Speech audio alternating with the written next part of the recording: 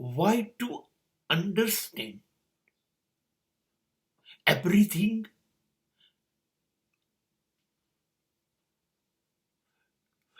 શું જરૂર છે બધું સમજવાની? શું જરૂર છે? શું કરી લેશું બધું સમજીને? તમારે શું જરૂર છે? સમાજ, લોકો, દેશ, વિશ્વ, આ બધું તમારે એ અંગે સમજીને શું કામ છે? નહીં, જિંદગી એ તરફ જ દોડી રહી છે. બોલિવૂડ શું કરે છે? બીજેપી કોંગ્રેસ શું કરે છે? સમાજવાદી પાર્ટી શું કરે છે? મોદી શું કરે છે? અમિત શાહ શું કરે છે? ટ્રમ્પ શું કરે છે? અરે તમારે સમજવાની જરૂર શું છે? એ લોકો તો આજ કરતા આવ્યા છે અને કરશે. ખાલી રશિયા યુક્રેન જોડે કે ઇઝરાયલ આરબ દેશો જોડે લડે? ના ભાઈ, 200 વર્ષ ઇસ્લામ અને ક્રિશ્ચિયનો લડે હતા કે નહીં? એ તો આજ કરશે.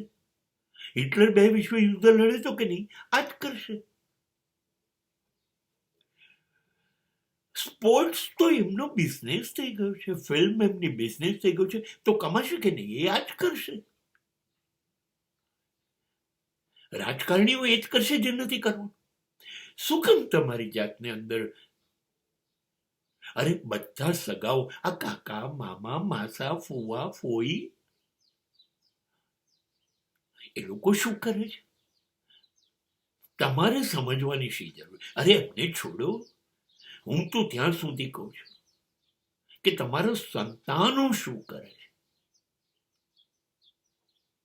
તમારા ભાઈ બહેનો શું કરે છે, તમારી પત્ની શું કરે છે. છોડો આ બધું. આપણે સમજી કેમ કરે છે, શા માટે કરે છે, આવું કરાય ન કરાય, આપણે સમજીને કામ શું છે. જેને જે કરવું હોય એ કરે. બસ એટલું જ સમજો કે મારે નથી સમજવું, અને છતાંય શોખ છે, સમજવું છે. તો પોતાની જાતને સમજો ને, પોતાની જાતને. मैं ऐसा क्यों हूं, ऐसा क्यों हूं, ऐसा क्यों हूं, એ સમજો ને. એ સમજો ને. પોતાની જાતને સમજો. પોતાનો ગુસ્સો, પોતાનો અભિમાન, પોતાની ઈર્ષા, પોતાની નફરત, પોતાનો લોભ, લાલચ, મોહ, પોતાની જાતને સમજો ને. ઓછું છે. આપણી અંદર કેટલું બધું સમજવાનું છે. એક જન્મ નહીં, અનેક જન્મ.